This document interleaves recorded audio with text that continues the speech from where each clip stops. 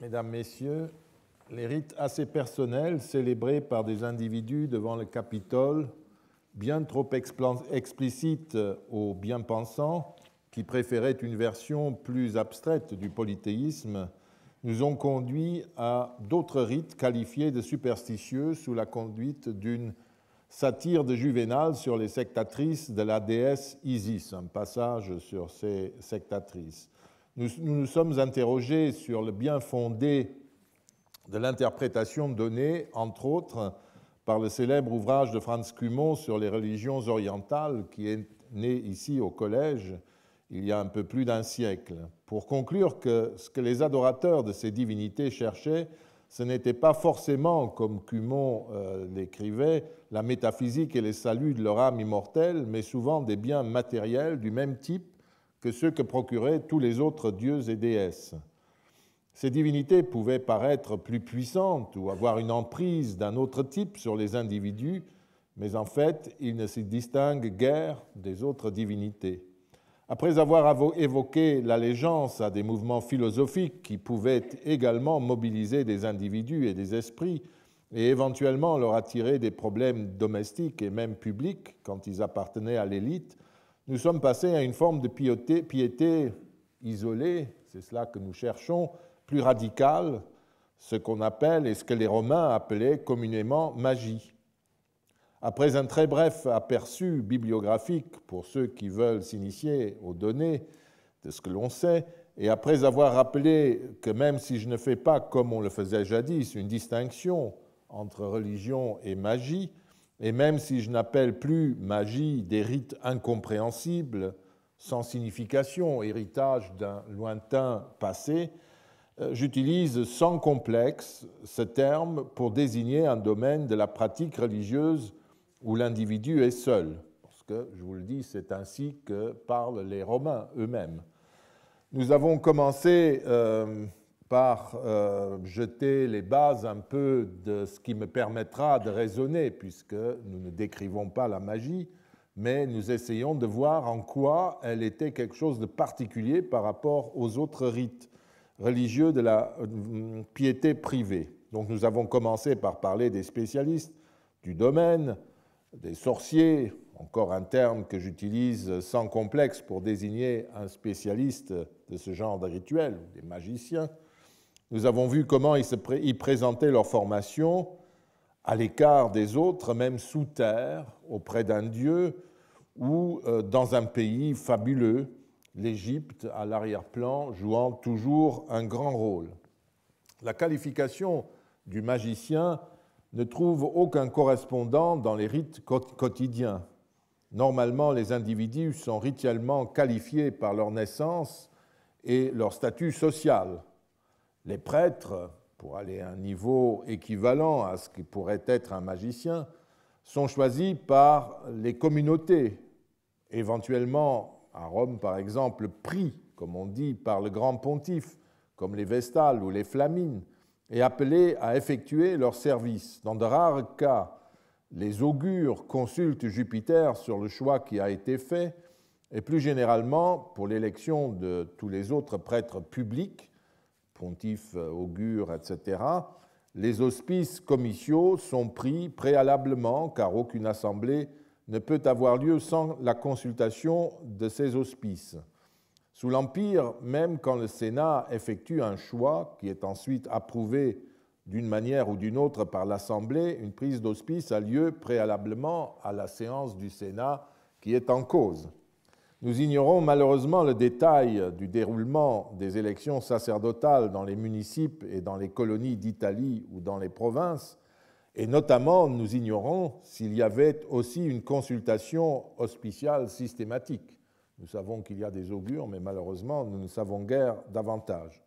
Quoi qu'il en soit, nous voyons que l'initiative revient toujours aux mortels, à la communauté des mortels, mais que d'une manière ou d'une autre, les dieux sont consultés sur ce choix, suivant les règles, poliment.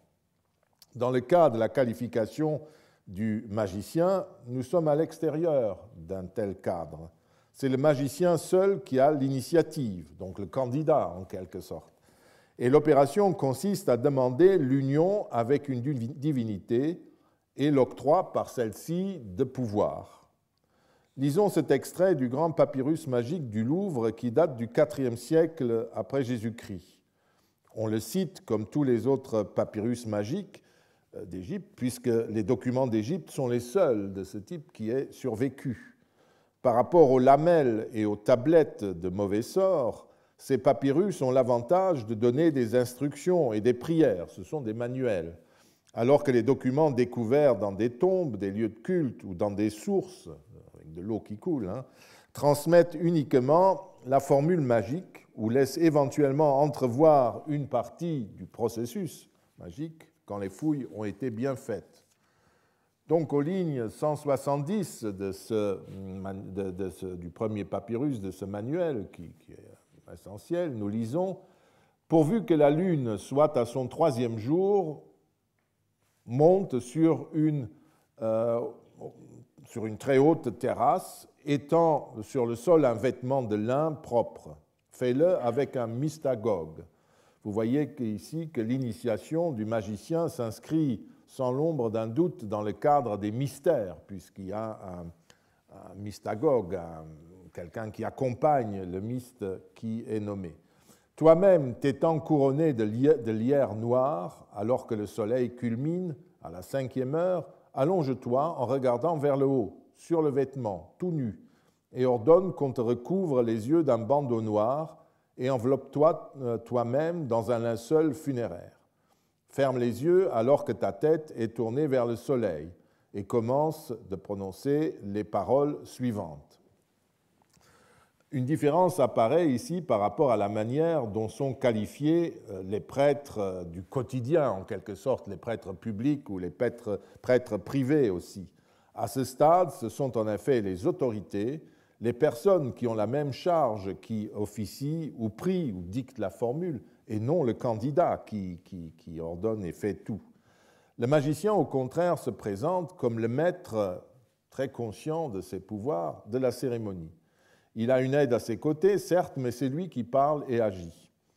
Le mode d'action et les prières, notamment les formules secrètes en langue magique d'origine égyptienne, hébraïque, araméenne ou simplement absurde, lui sont révélés par ses manuels ou par l'apprentissage qu'il a suivi auprès de personnes qualifiées, auprès des dieux eux-mêmes, d'après certains. Ce sont ces secrets dont parlent les documents que nous avons lus précédemment. La prière que nous n'allons pas lire en entier, puisqu'elle est très longue, s'adresse au puissant Typhon du royaume de là-haut, monarque et prince, dieu des dieux, souverain, prince des ténèbres, qui amène la foudre, etc. Voilà tous ces titres. Il s'adresse donc manifestement, ce magicien s'adresse manifestement à une divinité très puissante, une espèce de monstre qui correspond au dieu Seth en Égypte. Le magicien rappelle au dieu qui lui a rendu des services, qu'il s'est battu avec lui contre les dieux et puis toute une série d'autres exploits réalisés en commun. Puis il en vient au sujet de sa demande.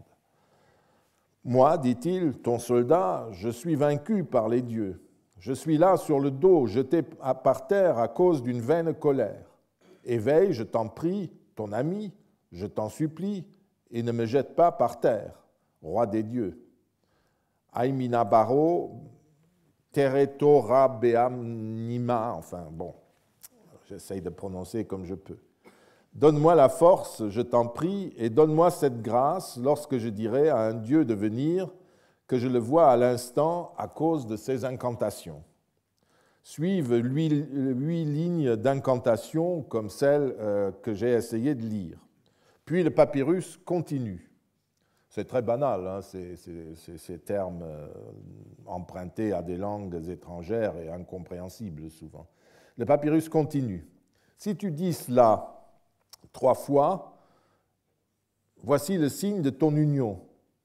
Et toi, armé de ton âme de magicien, ne va pas éprouver de la crainte.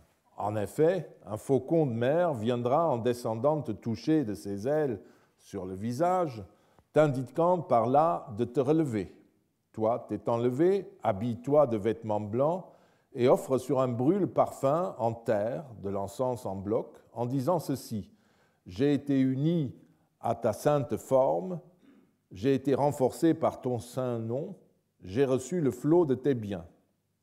Suivent des invocations, puis l'invitation à se retirer. Et le texte conclut, tu auras acquis une nature égale à un Dieu grâce à cette union, qui peut réaliser une vision face à face, une lécanomancie. La lécanomancie, c'est une pratique divinatoire liée à l'observation de la surface de l'huile ou de l'eau, au mouvement, je suppose, qu'elle fait, etc. Donc, tu auras acquis une nature, etc., qui te permet de réaliser une lécanomancie aussi bien qu'une évocation des morts. On voit la différence avec les rites de la vie religieuse ordinaire. Le mage, tel qu'on peut le voir à travers ce manuel, agit en quelque sorte au moyen de formules d'incantation répétées plusieurs fois, qui s'adresse au dieu, souvent au dieu Seth Typhon, afin que ce dernier lui accorde les pouvoirs qu'il a demandés. Et en faisant aussi le récit d'exploits en commun. Est-ce que le dieu connaît ses exploits? On n'en sait rien. Peut-être qu'il fait allusion à d'autres pratiques déjà faites auparavant. Et ces pouvoirs, en tout cas, doivent donner au magicien la capacité de convoquer des dieux, des morts, et surtout le rite lui a conféré une nature égale à celle d'un dieu. Donc il devient une sorte de compagnon des dieux.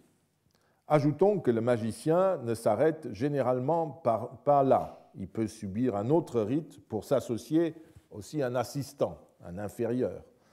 Vous pouvez relire tout ça dans le manuel de Fritz Graf ou dans le grand papyrus de Paris qui est publié aux Belles Lettres vous-même. Et puis c'est très répétitif, il y a plusieurs prières et rites du même type. Pour comprendre que ce genre de prières ou d'initiation ne sont pas le propre de l'Égypte et du IVe siècle après Jésus-Christ, jetons un coup d'œil sur les documents tout à fait exceptionnels découverts en France, à Chartres, dans la cave d'un édifice romain et publié par Dominique Joly et ses collègues. Et vous pouvez relire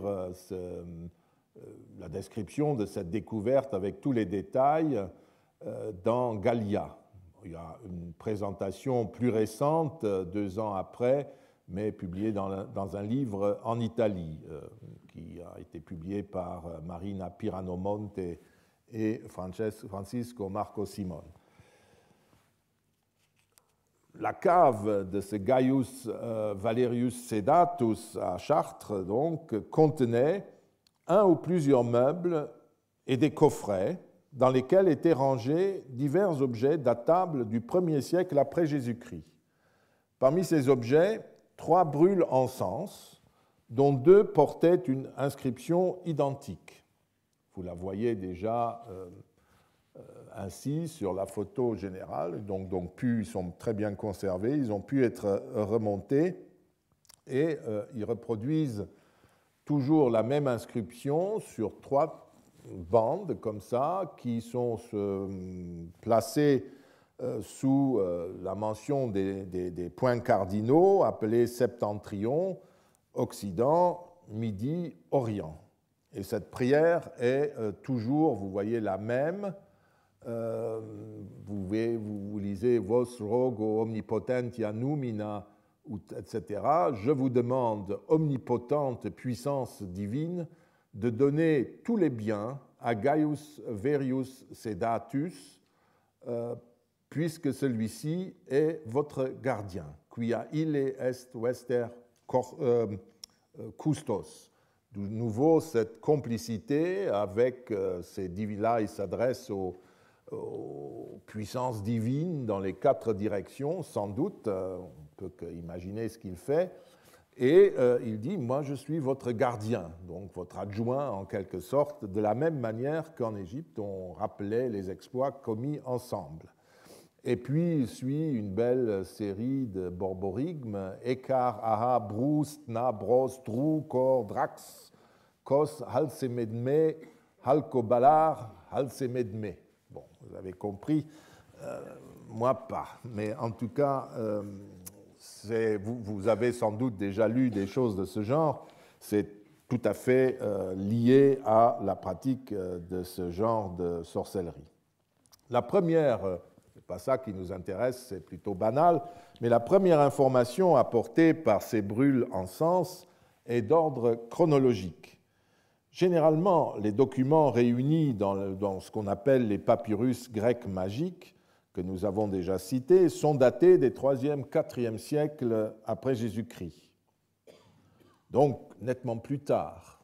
Alors, on peut toujours dire, est-ce que vous pouvez parler pour vos histoires en Occident, puisque c'est des documents d'Égypte, le seul pays où ils sont conservés, parce qu'ailleurs, ils ont pourri depuis bien longtemps. Est-ce que vous pouvez parler de ça pour le début de notre ère, et puis le 2e, 3e siècle? Et puis nous sommes en Gaule même. Et d'ailleurs, jusqu'à aujourd'hui, en Gaule, seul un phylactère magique a été daté de cette époque, du 1er siècle après Jésus-Christ. Là, vous avez des documents de Chartres, donc, qui sont indubitablement, ça a été très bien fouillé, c'est une fouille de sauvetage, mais cette partie de la cave a été très bien fouillée, nous garantit, ces documents nous garantissent que ces traditions, comme celle que je viens de lire dans le grand papyrus magique de Paris, du Louvre, circulaient depuis longtemps dans le monde antique, bien au-delà des frontières de l'Égypte. À côté des brûle-parfums, ont été découverts par ailleurs des vases, des cratères décorés de serpents et surmontés de petits brûle-parfums. Rappelez-vous aussi les brûle-parfums qui étaient mentionnés dans le rite de notre apprenti magicien. Il y a un couteau, sans doute sacrificiel, donc ce qui veut dire qu'il faisait aussi des sacrifices sanglants. Il y avait des ossements animaux, des flacons et autres vases, ainsi que 2 lampes et des fragments de verre. L'ensemble a été trouvé dans la même couche et doit être considéré comme l'attirail d'un magicien qui habitait cette maison. De façon significative, le lieu de conservation de tous ces objets se trouve dans la cave et non dans les parties ouvertes, normales en quelque sorte, de la maison, sans qu'il soit possible d'en conclure que notre magicien officiait dans cette cave. En tout cas, on constate qu'il commandait au Dieu Tout-Puissant, dont il prétend être le gardien. Je vous l'ai dit, donc cette proximité réclamée. Nous ignorons tout du reste de ces pratiques, mais toujours est-il qu'il n'y a pas d'offrande attestant un culte régulier. Le magicien opérait donc essentiellement pour entrer en relation avec une divinité ou un démon et l'amener à l'aider, en tout cas dans cette cave, si nous admettons que c'est un lieu de culte. Comme pour tous les magiciens, cette relation était censée lui permettre d'acquérir du pouvoir, d'obtenir des avantages matériels et d'assouvir des désirs qui appartenaient à ce monde-ci. C'est tout ce que nous pouvons tirer de l'inscription que nous avons lue. Il n'est jamais question, dans cette courte inscription, de connaissances métaphysiques, même si Apulée, dans le plaidoyer de son apologie, quand il a été accusé de magie, paraît vouloir justifier sa curiosité, qui suscitait le soupçon, par le désir de connaissance qui était le sien. Parce que vous pouvez toujours dire que vous vous mettez en relation avec ces toutes-puissances pour les interroger, comme des braves fidèles d'Enoanda interrogeaient Apollon à Claros pour savoir qu'est-ce que c'est un dieu. Tout ça au IIIe, IVe siècle. Et de la même manière, on peut s'adresser à une autre boutique pour demander des renseignements du même type. Mais nous n'apprenons rien de tel ici. La magie que nous voyons est essentiellement orientée vers ce monde-ci et vers les avantages matériels de toute nature qu'on peut en tirer. Et même quand les hommes divins de l'Antiquité tardive pratiquent la théurgie, c'est-à-dire en utilisant leur savoir sur les dieux et justement certaines divinités, c'est toujours à des fins divinatoires ou pour agir sur les éléments. Ajoutons encore à propos des sorciers et magiciens, ou considérés comme tels, le témoignage des enclouages de cadavres dont nous avons fait un petit relevé il y a 3 ans quand nous parlions des rites funéraires. Le garçon de Cabas, rappelez-vous, à la Calade dans le Var, était de toute évidence encloué. Vous voyez les clous dans son crâne, par exemple, c'est pas très ragoûtant, mais bon, ça a été bien fouillé à l'époque et constitue un document essentiel. Mais en même temps, vous pouvez voir dans le dessin de la tombe fermée, telle qu'elle a été découverte, en même temps, il a été encloué, ce qui pourrait être un rite pour le fixer dans la tombe, mais il a reçu un culte puisque sa tombe était pourvue du tube de libation habituel. C'est par là qu'il faut vous imaginer qu'il y a de la terre au-dessus et que ce petit tube apparaît juste à la surface, et c'est là qu'on versait les libations lors du culte funéraire régulier. Or, à un sorcier, on ne rend pas de culte régulier. Comme il s'agit d'un garçonnet, donc d'un être mort avant l'âge, dans des conditions que nous ignorons, il est possible que d'un côté, on ait voulu le fixer dans sa tombe, non seulement par des funérailles régulières et un culte régulier, mais aussi par ce rite d'enclouage. Parce qu'il y avait la tradition que les gens qui ont connu une mort violente, par exemple, ou injuste, soient portés à se venger après et à tourmenter les vivants. Une inscription funéraire de Rome déplore le sort du fils de 2 esclaves impériaux du début du 1er siècle qu'une sorcière, Saga, a tué. Il s'agit d'esclaves de Livie, sœur de Germanicus et de l'empereur Claude, qui a épousé le fils de Tibère. Alors lisons cette inscription, et vous trouvez le même contexte. Iucundus, esclave de Livie, l'épouse de Drusus César, fils de Griffus et de Vitalis, ce sont les 2 esclaves, je fus pris, alors que je m'élevais à la 4e année, ce sont ces petits poèmes qui souvent parlent à la première personne, alors que je m'élevais à la 4e année, et je m'enfonçais vers la tombe au moment où je pouvais être doux pour mon père et pour ma mère. Une cruelle main sorcière, saga manus, une main de sorcière, m'arracha en quelques lieues qui demeure sur terre et nuit de son art. Parents, c'est souvent assez bizarre comme latin. Parents, gardez bien vos enfants afin que la douleur ne soit fixée dans toute la poitrine. Une fois de plus, en passant, vous voyez, il n'y a aucune allusion à ce que un moderne attendrait à propos de la mort, mais c'est uniquement une plainte et un avertissement aux parents. De ce type de plainte jusqu'à la précaution prise contre le jeune défunt de Cabas, arraché à ses parents et à la vie, il n'y a qu'un pas. Nous avons toutefois vu, il y a 3 ans, que ce pas n'était pas franchi systématiquement, et que dans certaines tombes, dont les épitaphes mentionnent pourtant qu'il s'agit de jeunes morts avant l'âge, ces rites de protection ne sont pas attestés. D'autre part, comme Fritz Graf le fait remarquer dans son livre sur la magie, il est difficile de trouver les traces de ce type de rite dans des tombes d'enfants en raison de l'état de conservation très mauvais des corps d'enfants petits et du mobilier découvert dans les sépultures. Les clous peuvent être un indice, surtout si nous le rapprochons d'une tombe comme celle de la Cabas. Il en existe quelques autres attestations. On trouve dans la cavité de la tombe, ce qui était la boîte en bois ou le linceul, on trouve des grands clous, et les archéologues en général ne savent pas quoi en faire. Est-ce qu'il s'agit de telles précautions, mais que nous sommes incapables de voir? De toute façon, c'est possible, mais nous n'avons pas de confirmation nette.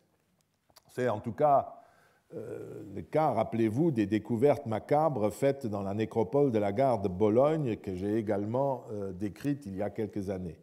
La seule chose qui est certaine dans ce site, c'est que c'est une dame a été enclouée plutôt vigoureusement.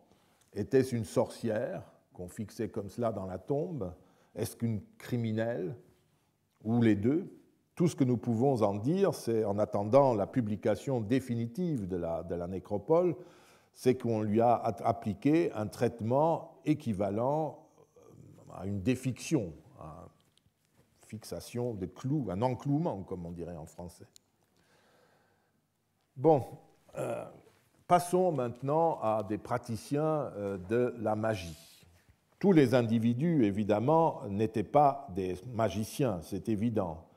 Mais un bon nombre des habitants du monde antique, voire même peut-être tous, avaient l'occasion de recourir à la magie dans la vie quotidienne, de manière ponctuelle ou systématique. Beaucoup de gens prétendaient, en tout cas, comme c'est toujours le cas, être victimes d'envoûtement.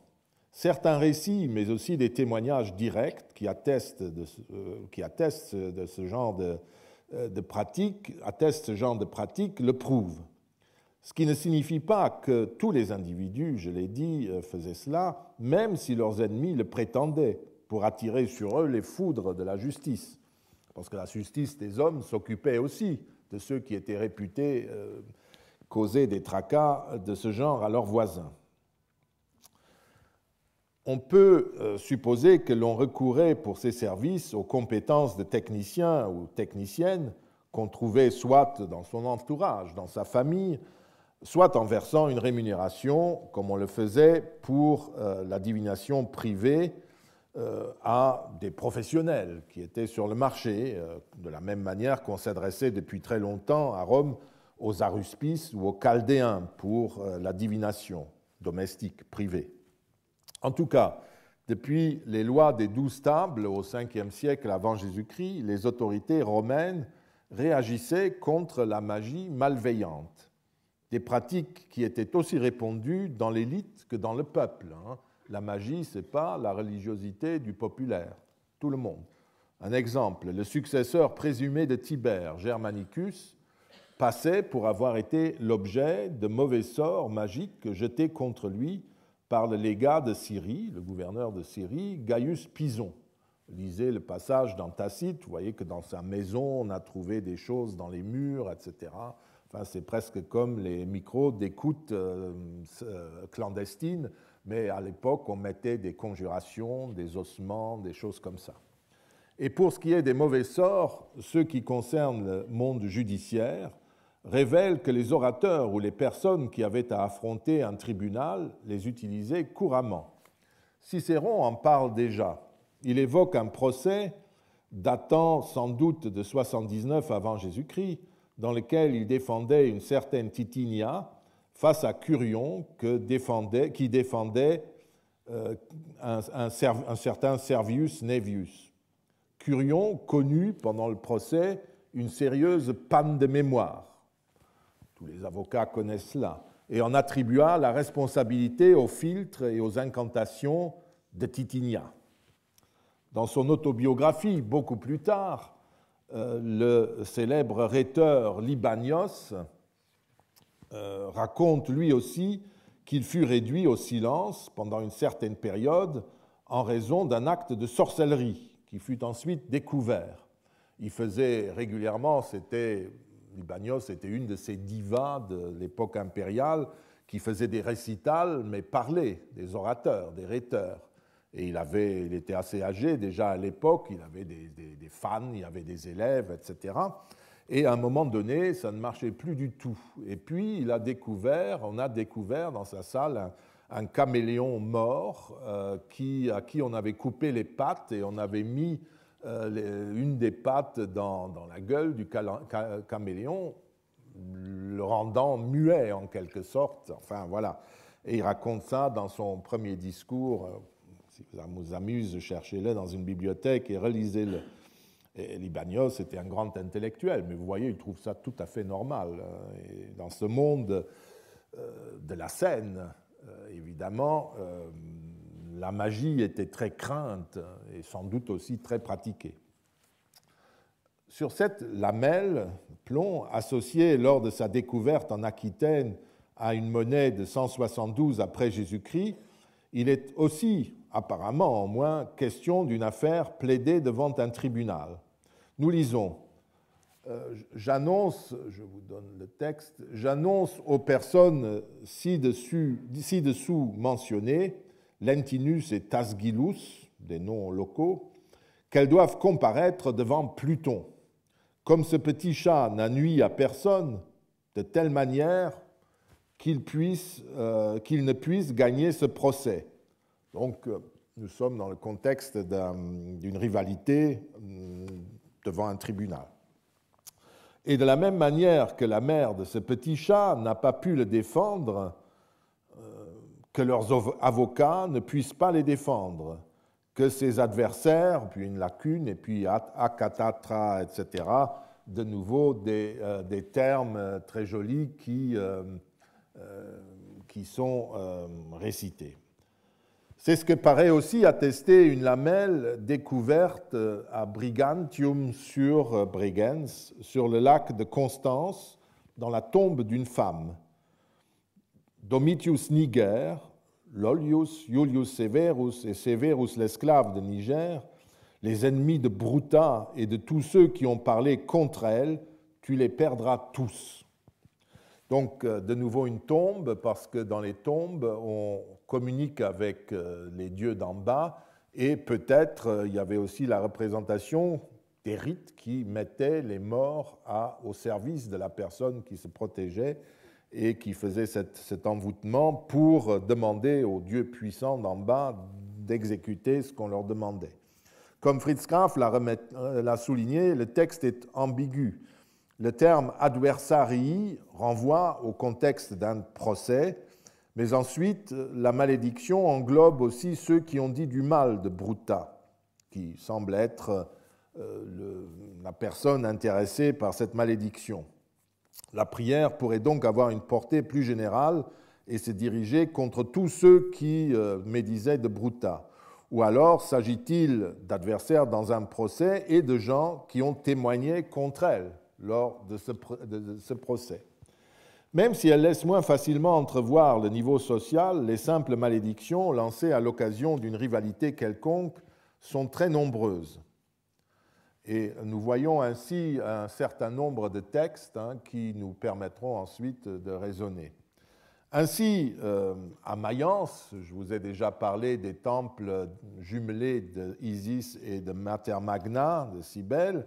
Donc, près du temple de Mater Magna, à Mayence, une lamelle de plomb, écrite de droite à gauche, comme il arrive dans ce type de document où on inverse fréquemment les choses, affirme « Avita, la belle-mère, je t'en fais cadeau, et Gratus, je t'en fais cadeau ». Donc, vous voyez comment c'est écrit Avita Noverca. Bon, il y a quelques erreurs d'écriture. Dono tibi et gratum, etc. C'est ainsi que ça a été gravé.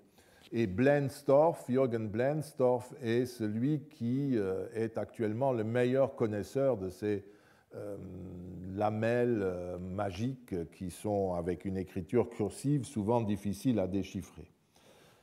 Donc la malédiction s'adresse à la propriétaire du lieu de culte, Mater Magna, et vous, la belle-mère, et sans doute le fils qu'elle a apporté dans le remariage du père de la personne qui a rédigé ou fait rédiger ce document. C'est tout ce qu'on peut dire. Pareillement, une autre lamelle, lapidaire cette fois-ci, ce n'est pas du plomb, se lit ainsi, toujours à Mayence. À l'extérieur, Cassius Fortunatus et ses biens, ainsi que Lutatia Restituta, tuez-les, tout simplement. De même, les textes sont plus longs et fleuris, parfois les textes sont plus longs et plus fleuris, si j'ose dire. Voici encore un de ces textes provenant de Mayence, cette fois-ci, c'est un texte assez long, toujours sur des lamelles de plomb, qui en appelle à la vengeance de la Mater pour punir une femme qui a volé les fibules d'une autre. Les fibules sont ces grandes épingles à nourrice qui servaient à retenir les manteaux et les vêtements. Mater Magna, je te prie, par ton culte et ta puissance divine. Puis viennent les deux imprécations. Gemella, qui a volé mes fibules, je te prie, qu'elle se coupe de sorte qu'elle ne soit nulle part guérie. Fais en sorte que de la manière dont les Galles se sont coupées, elle ne se coupe pas de sorte qu'elle puisse se plaindre. De la même manière, c'est bizarre hein, le style, de la même manière dont ils ont déposé les objets sacrés dans le temple, tu ne dois pas non plus pouvoir racheter à la mater ta vie, ta santé, Geméla, ni avec des victimes sacrificielles, ni avec de l'or, ni avec de l'argent. Que toutefois le peuple regarde ta mort. Verecunda et paterna, deuxième malédiction. Je te livre cette femme, l'une des deux, je suppose, grande mère des dieux, leur fortune. Je demande, parfois il y a des lacunes, hein, je demande que soit effectué pour elles, on passe au pluriel de nouveau, ce qu'elles ont fait par tromperie à mes biens et mes forces, et elles ne doivent pas pouvoir se racheter ni avec des victimes porteuses de laine, et ça continue à l'intérieur, ni se racheter avec des lamelles de plomb ou avec de l'or ou de l'argent de ton pouvoir divin, si ce n'est que les chiens, les vers et autres monstres les dévorent, que le peuple contemple leur mort, et ensuite le reste est mutilé. Cette imprécation demande quelques mots d'explication. Il s'agit d'une de ces malédictions classiques destinées à venger un vol. Normalement, la victime fait dans ce cas don de l'objet volé à une divinité, laquelle est ensuite censée punir celui qui détient un objet désormais devenu sa propriété. C'est tout à fait typique, comme par exemple cette défiction qui provient de Bath, en Angleterre, du sanctuaire de la source près de Dea Sulis Minerva. Nous lisons « J'ai donné à la Dea Sulis les 6 monnaies d'argent que j'ai perdues. C'est à la déesse de les récupérer des noms écrits ci-dessous, Sénéchianus et Saturninus et Aniola. La page a été copiée. » Puis viennent de nouveau les noms. Donc, il n'a plus retrouvé dans le vestiaire les 6 monnaies, les deniers qu'il avait dans sa bourse, dans un pli de sa toge qui était déposé là, et il soupçonne 3 personnes de les avoir prises. Et donc, il les donne à Dea Sulis Minerva en disant « récupère-les ». Et il pense que la divinité va embêter ceux qui possèdent ces monnaies.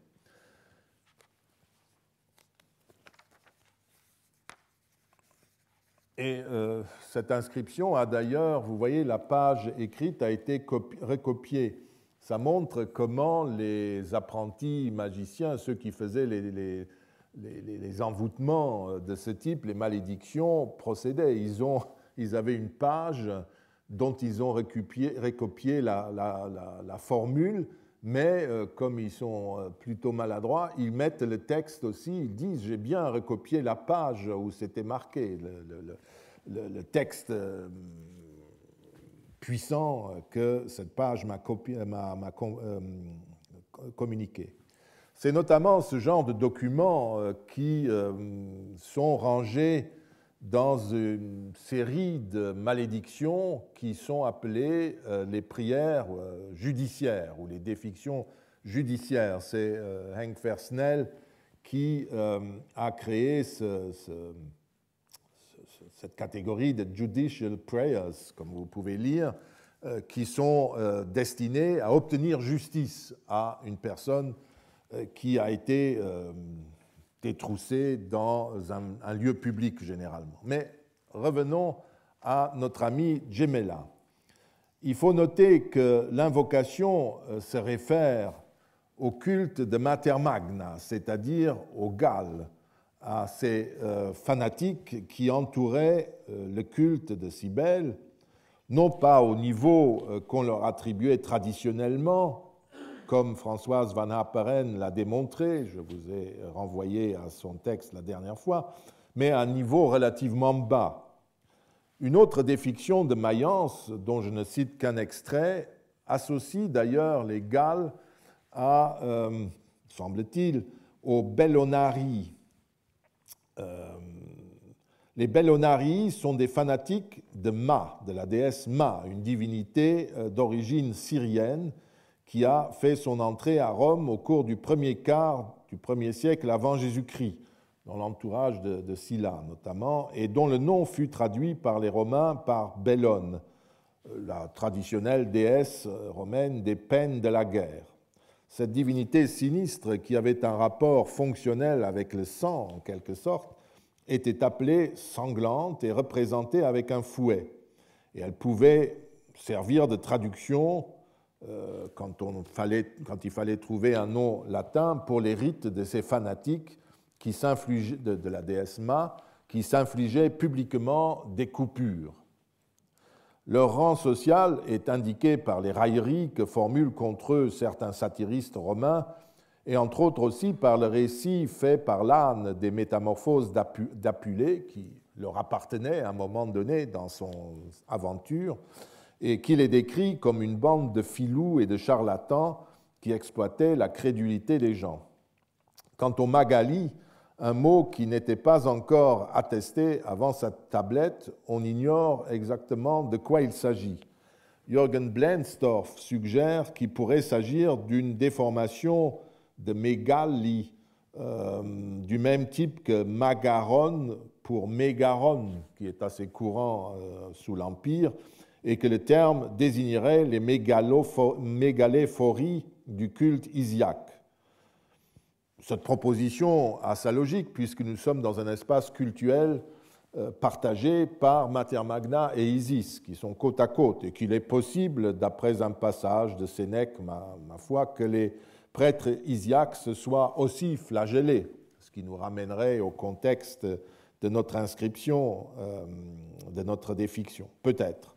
Mais mégali pourrait également être ici une épithète qui s'appliquerait aux Galli et aux Bellonari, étant donné les relations entre ces déesses, dont la seconde est peut-être qualifiée dans certaines inscriptions de pédicéqua, de suivante de la Mater Magna, étant donné les relations cultuelles entre les deux déesses. Je vous ai mis deux inscriptions qui montrent que Bellone, c'est-à-dire Ma, est appelée pédicéqua, celle qui suit les pas de l'autre déesse. C'est possible, mais ce sont des constructions qu'on peut faire. Une troisième possibilité pour ces mégalis peut être évoquée, même si je n'y crois guère, c'est que les magalis soient un adjectif à partir du nom de la déesse Ma, que ce soit les prêtres ou ces espèces de fanatiques de la déesse Ma qui soient en cause. En tout cas, revenons à notre sujet, ces textes prouvent que les rites sanglants des fanatiques de la mer, de Bellone et peut-être d'Isis frappaient les gens au point que la référence à ces pratiques finit par être introduite dans les imprécations. Donc ils se coupent, ils se châtrent, etc. Par ailleurs, on voit aussi la manière dont la malédiction inclut une défense contre une éventuelle contre-imprécation. Rappelez-vous, il y a un passage où ils disent « Fais en sorte que de la même manière dont les Galles se sont coupées, elles ne se coupent pas de sorte qu'elles puissent se plaindre. De la même manière qu'ils ont déposé des objets sacrés dans le temple, tu ne dois pas non plus pouvoir racheter à la mater ta vie, ta santé, Gemella, ni avec des victimes sacrificielles, ni avec de l'or, ni avec de l'argent. Gemella ne doit donc pas pouvoir se lamenter auprès de la mère. Elle ne doit pas se couper en disant « Voilà, je souffre et je peux me plaindre, on me fait du mal, voilà la preuve », ou alors elle fait des sacrifices pour se racheter, etc.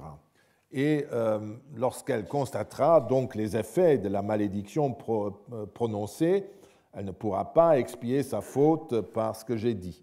Il en va de même pour les deux autres femmes, Paterna et Verecunda. Voilà. Il en va de même pour elles. Et dans ce cas, ce qui est très intéressant, on dit la même chose, qu'elles ne puissent pas se racheter, etc. Double malédiction. Et on mentionne même les lamelles de défiction, ce sont les plumibi, écrit là, enfin, ce sont les plumbi, les plombs qu'elle ne doit pas devoir utiliser, ni se racheter, c'est à l'intérieur, la partie inférieure du texte, ni se racheter avec des lamelles de plomb ou avec de l'or et de l'argent, etc. Donc, on voit très bien que les lamelles de défiction en plomb sont des imprécations, et si vous voulez vous défendre, vous en mettez une autre qui explique aux divinités en cause de quoi il en est question et que vous êtes une victime, etc. Comme la malédiction de Jemela le précise, la personne ou les personnes en question doivent être livrées au pouvoir de la déesse de la même manière que les choses sacrées sont déposées in sancto, littéralement dans l'espace inviolable du temple. Enfin, le châtiment des 3 voleuses ou des 3 criminels, d'après celle qui fait la malédiction, doit être vu par le peuple, c'est-à-dire elle doit se produire devant les yeux de tous, ce qui accroîtra leur humiliation et accentuera la renommée de la déesse. Cette clause de l'imprécation implique d'une certaine manière que les citoyens soient en mesure, les concitoyens soient en mesure de comprendre ce qui se passe et par la volonté de qui. Par conséquent, en dépit de l'interdiction qui pèse sur la magie malveillante, l'acte magique doit se dérouler sous les yeux de tous et il possède de quelque façon ou il est censé posséder une dimension communautaire. La personne doit être punie ouvertement, pas en cachette, que tout le monde constate. Et donc tout le monde se fera une idée sur ce qui se passe. Il est vraisemblable que parmi les amis et la famille de la personne en question, nul n'avait de doute sur l'origine des maux qui frappaient les personnes concernées. La question était plutôt que les gens le croyaient. Et des accusations comme celle de Curion, par exemple, avaient prononcées devant le tribunal officiel du juge au forum, ainsi que d'autres accusations innombrables le prouvent. L'affaire de Germanicus et de Gaius Pison a été débattue au Sénat. Elle a été l'objet d'un Senatus Consul qui a été affiché dans toutes les provinces, dans toutes les villes de l'Empire. Nous devons mentionner ici une malédiction extraordinaire, puisqu'elle est même collective, dont il est prouvé qu'elle était parfaitement connue et assumée, pour vous montrer le côté public de tout cela. Elle provient de Tuder, en Ombrie, Todi, aujourd'hui, en Étrurie, donc en Ombrie méridionale, et date de la fin du 1er siècle après Jésus-Christ. L'inscription est votive et elle a été posée par un sévire augustal et flavial pour signaler l'acquittement d'un vœu destiné à s'opposer à la malédiction lancée contre tout le Sénat local. Lisons ce texte, qui est assez extraordinaire. Pour le salut de la colonie et de l'ordre des décurions et du peuple de Tuder,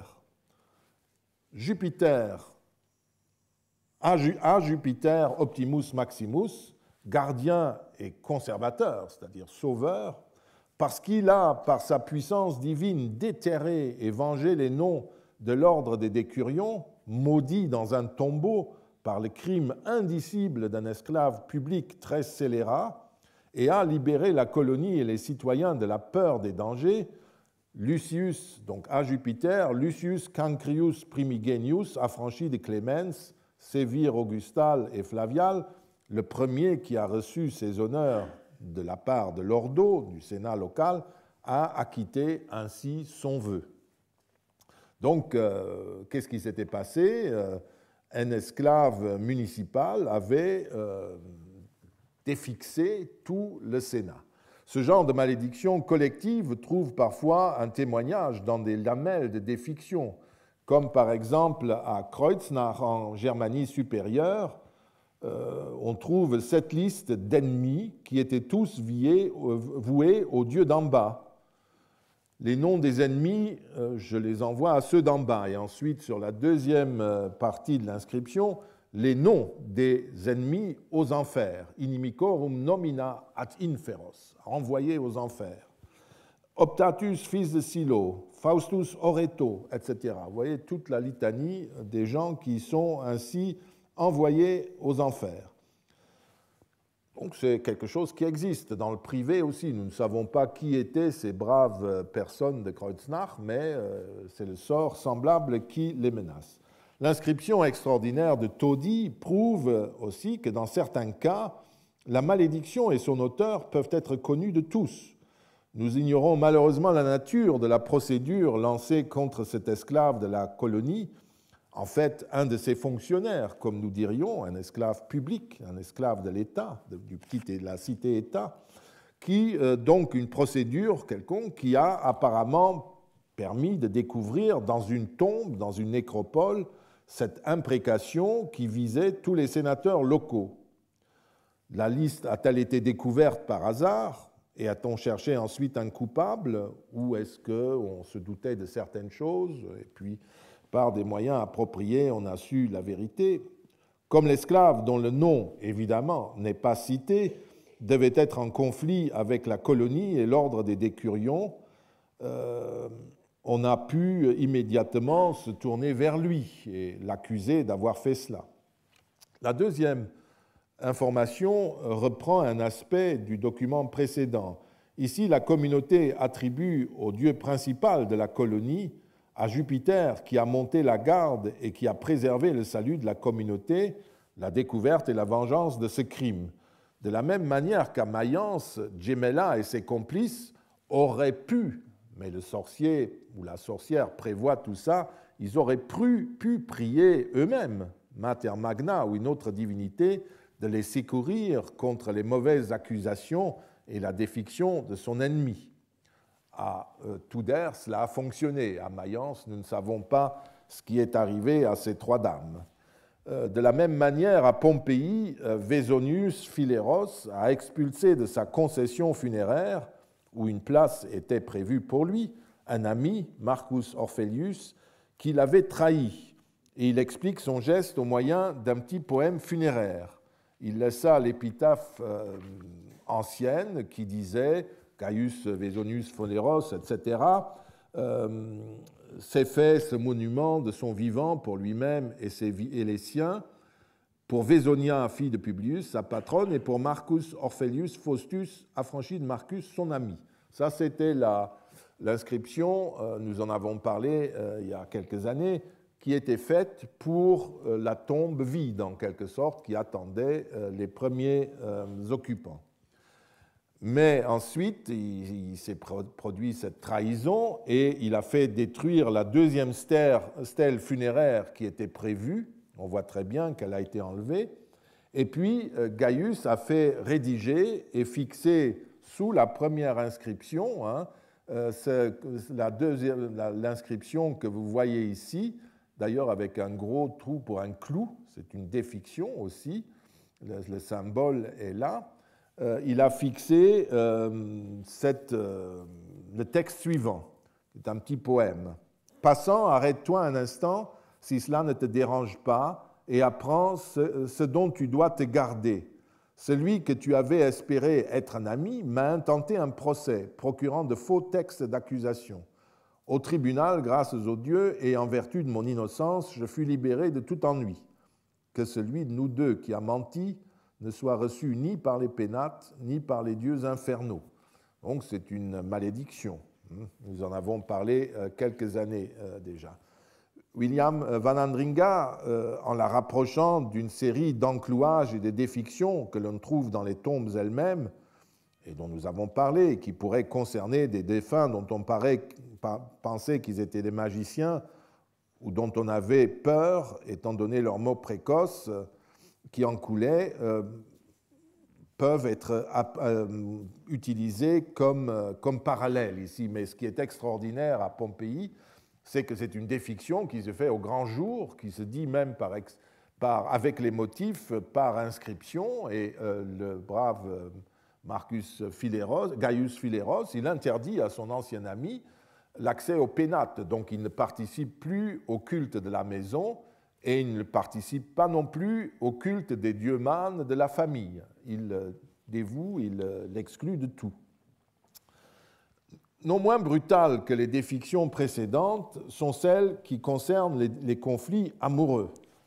Toujours à Mayence, nous lisons, donc DTM, ce sont les défictions de Mayence. Nous lisons, dans un cadre, que ceci arrive à Prima Aemilia, femme aimée de Narcisse, on ne sait pas, c'est Prima Aemilia de Narcisse, normalement c'est la femme, mais dans des fictions on ne sait jamais, que ce qu'elle tentera, quelle que soit la chose qu'elle fasse, tout soit pour elle inversé. Puis la deuxième partie de l'inscription, qu'elle se lève hors d'elle-même, que tout ce qui se lève, tout se lève à l'envers. Il en adviendra ainsi à Prima, femme aimée de Narcisse. De même que cette lettre ne fleurira jamais, de même celle-là ne fleurira jamais. Pour la langue, il est intéressant de voir que Quomodo, c'est ici, hein, est écrit como. On n'est pas loin de notre com, hein, du com roman. Vous voyez, la langue populaire était... Et carta, c'est charta, c'est un papyrus, c'est un texte, hein, une lettre. De même que cette lettre, que ce papyrus, ce papier, ne fleurira jamais, cette dame ne fleurira jamais. Enfin, autre catégorie encore très connue, il y a les défictions qui visent les artisans, des coureurs du cirque ou des gladiateurs. Lisons encore deux de ces textes. Le premier est bien connu et vient de Rome, de la nécropole de la Via Appia. À gauche, la lamelle conserve les traces d'un autre texte, donc par ici, sans doute relatif au même rituel. À côté de ce texte se trouve gravée l'image d'un grand personnage en armure, manifestement, dont seuls le bassin et les jambes, ainsi que la main gauche tenant un arc, sont conservés. Ben voilà, il s'agit du fameux Seth typhon égyptien qui porte habituellement une tête d'âne. Dieu du mal, Seth sert d'exécuteur des condamnations prononcées par les autres dieux, en l'occurrence Osiris, le juge des morts. Et dans les formules de malédiction, Seth typhon apparaît comme le dieu principal du rite de malédiction, dont les formules reproduites sur les papyrus magiques racontent qu'il s'est rendu maître de tous les dieux. Et vous voyez que les premières publications par Wunsch, ces tablettes de malédiction étaient appelées septiennes, de Seth. Ce sont des vieilles fouilles, donc malheureusement nous n'avons que les textes qui ont été par hasard récupérés. La lamelle, vous le voyez, contient plusieurs textes. Commençons à regarder un peu. Sur le bord gauche, vous voyez une formule comme nous en irons d'autres. Au pied du Dieu, c'est ça qui est intéressant. Au pied du Dieu, vous voyez trois petits triangles surmontés d'une tête humaine qui représentent ses victimes qu'il écrase. Au-dessus de la figure sur laquelle le Dieu appuie son pied, on lit le nom de Victor. Hein, Victor, ici. Il s'agit soit du père du personnage maudit, soit plus vraisemblablement une épiclèse du Dieu lui-même, du Dieu Seth. Il est vainqueur, il écrase. La deuxième figure est coiffée par le nom Azella Mater. C'est la mère du personnage. Et la troisième par Filius Praeseticus, sans doute Praesenticus, Pristinarius pour Pistinarius, boulanger. Pistrinarius, la pistrina, c'est le pétrin, hein, encore aujourd'hui. Boulanger. Donc, entre la figure du Dieu qui est invoqué ici et le texte de la malédiction, on lit 7 lignes de caractères grecs, de voyelles grecques, successivement des eta, des iota, des omicron, des u, upsilon et des oméga, qui sont répétées, chacune de ces voyelles est répétée 7 fois. Le symbolisme de ces voyelles est éclairé par les textes gnostiques dont les pratiques et croyances qui s'expriment sur les textes de défiction constituent un pâle reflet. Comme les gnostiques, le sorcier prétend connaître les secrets et les forces de l'univers. Ce savoir lui permettrait de soumettre ses forces et de les mettre à son service. Les 7 voyelles représentent dans le symbolisme gnostique le Soleil, la Lune, les 5 planètes, ou plutôt les génies tutélaires appelés archontes, maîtres ou archanges qui sont proposés au Soleil, la Lune et aux planètes. Les voyelles représentent les invocations faites à ces maîtres pour les inciter à poursuivre le maudit. Et nous allons voir la prochaine fois tout ce qui l'attend, et nous prendrons encore quelques autres exemples avant d'examiner les rites qui sont en cause pour vous montrer à quel point ils sont voisins de tout ce que vous avez vu à longueur d'année avec moi. Ce sont des rites qui font partie des rites religieux romains, ni plus ni moins. Seulement les effets sont d'une autre nature. Je vous remercie.